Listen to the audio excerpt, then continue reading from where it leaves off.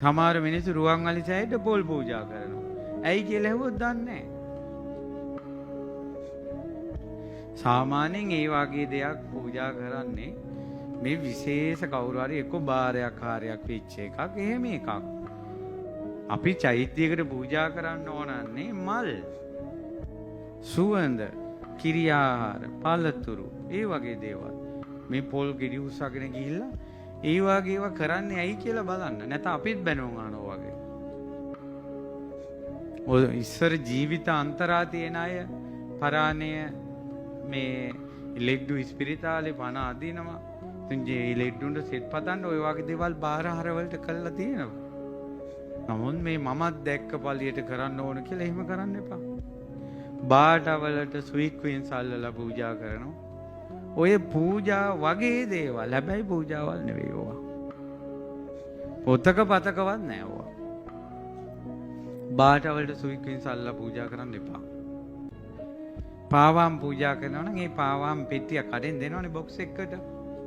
ඒක පිටින් සංඝයාට පූජා කළා නැත්නම් පිරිකරක් විදිහට සෑයට පූජා කළා. එතන ඒ කතාව ඉවරයි. මේ ස්වීට් ක්වීන්ස් අල්ලලා ඒවා පූජා වගේ ඒවා පූජා නෙවෙයි.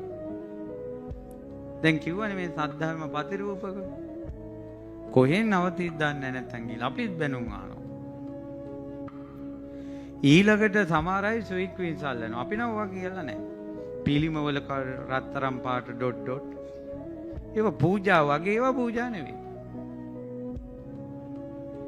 ඊළඟට පිළිම වහන්සේ නමකට අපි වැන්දා මිසක ජූටි පිළිම චෛත්‍ය වටේ තීතිය වැන්දේ නැහැ.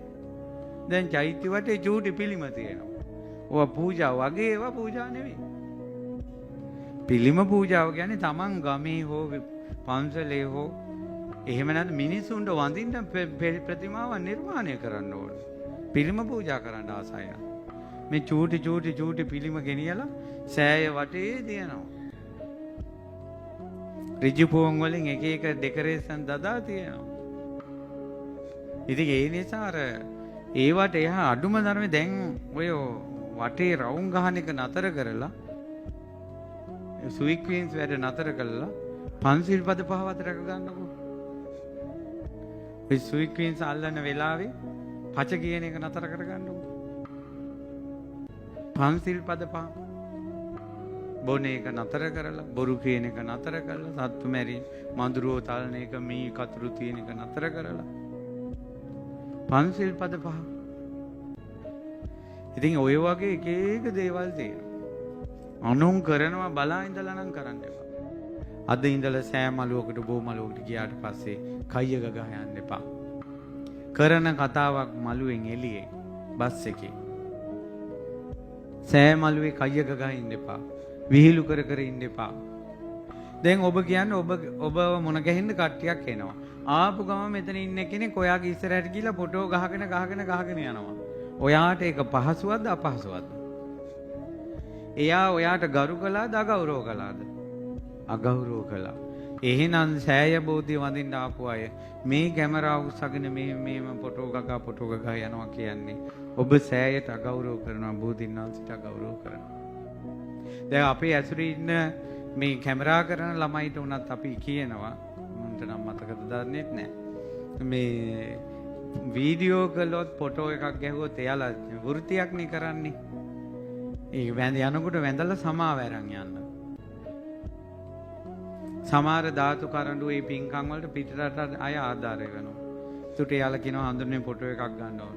මම කියනවා නං හරි. දැන් ඒක අපිට කරන්න දෙයක්වත් නැහැ. වැඳලා ඉස්සලා අවසර ගන්න. දැන් ආයෙ සමාව ගන්න. එහෙම කියලා තමයි කියන්නේ හිතුවගේ ඒවා කරන්න දෙන්නේ නැහැ.